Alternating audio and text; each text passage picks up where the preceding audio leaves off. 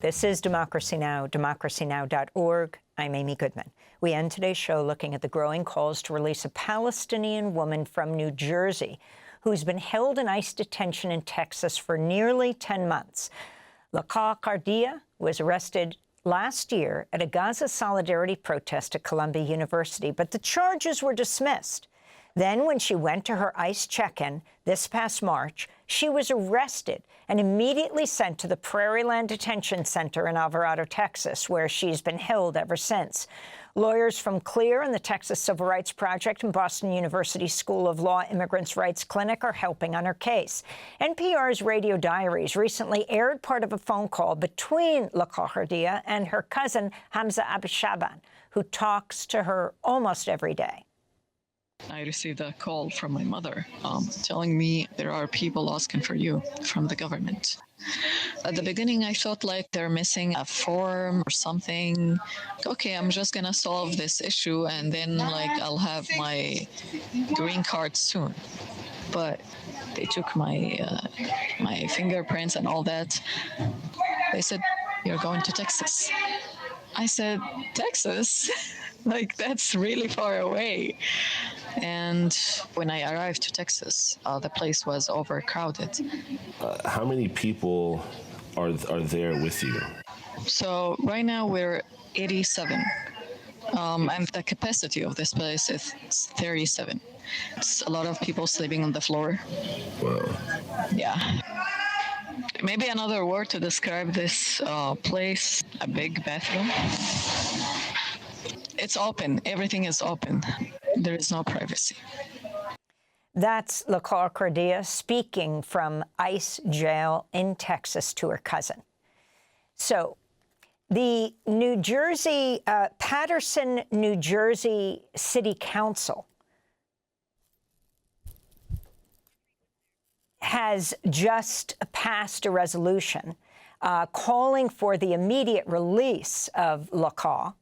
And Maryland Senator Chris Van Hollen and New Jersey Senator Cory Booker are also calling for Leqaa Kordia's release. For more, we're joined by Laila El-Haddad, Palestinian journalist from Gaza, media strategist who's helping to raise awareness about the ongoing detention of Leqaa, and just came back from visiting her in Texas. Laila is the co-editor of Gaza in Silence, author of Gaza Mom, Palestine Politics, Parenting, and Everything in Between. Welcome back to Democracy Now!, Laila. Talk about Leqaa, why she has been held for almost 10 months after going to her New Jersey ICE check-in. Thank you so much for having me, Amy. That's sort of the question that everyone is asking. I think partly because her case sort of fell between the cracks. She wasn't a student or a public-facing activist per se. She didn't have those support networks. And her case shares a lot in common. Of course, it's interwoven with the cases of all the others that we have heard of: Mahmoud, Khalil, Mohsen, Mahdawi, Dr. Badr Suri Khan, and Rumaisa Ozturk. But it just didn't get the kind of attention that the other cases got early on. Even though, as you summarized earlier, even though 2 judges have actually called for her release and found that she is not deportable to Israel. Unfortunately, the government has been blocking those decisions through various legal maneuvering, and that's partly why she's still being held under very harsh conditions, as she herself attested to. Laila, the Trump administration mistakenly called her a Columbia student and tried to say she'd actively participated in anti-American, pro-terrorist activities and a pro-Hamas demonstration, what they often called the Gaza demonstrations on campuses across the country. Your response? Leqaa Kordia has been held and has argued in court that that her detention is unconstitutional, that it violates the First and the Fifth Amendments, and it's simply part of a broader trend that we have seen post-Trump to crack down on any dissent and use immigration law to weaponize immigration law to silence dissent and to criminalize free speech, especially when that speech relates to Palestine, to defending Palestinian life, to criticizing Israel, and to challenging U.S. policy, just as we have seen in all of these other cases. She was motivated to act and to protest, exercising her First Amendment rights, which are available to her even as a non-citizen. Just like so many other people, she was spurred to action by her humanity, in as much as she was spurred to action by her own personal loss. Leqaa was born in Jerusalem, raised in the occupied West Bank under Israeli military occupation. Her mother is from Gaza. She was separated from her from 20 years because of the Israeli blockade and was keeping in constant touch with her. She came to the United States legally, and her petition for residency was approved to reunite with her mother. She was caring for her mother and her younger brother who has special needs.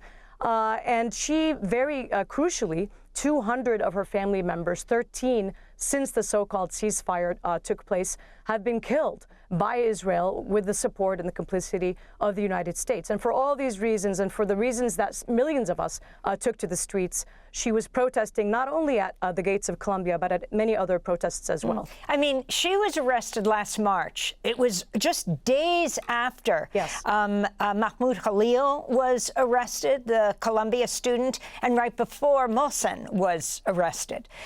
They have both been released. Mohsen's back at Columbia University, but she remains in jail. Can you talk about what she looks like now? I understand she's lost about a third of her body weight. Yes, she looked very pale. She has lost a significant amount of weight. That is correct. And she has been detained, as you mentioned, in this ICE jail for almost 10 months, despite this judge calling for her release, despite finding that her prolonged detention is likely unconstitutional.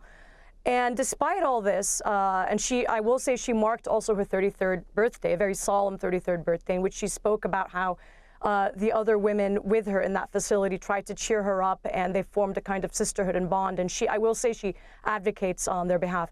Despite all this, in her words, she says the conditions here are designed to break the human spirit, but that despite all this, she derives hope and inspiration from all of the people that continue to advocate on her behalf, and that it has only increased her resolve to continue to be an advocate and an activist, not only for all of these women, but more broadly for Palestinian liberation when she gets out, inshallah.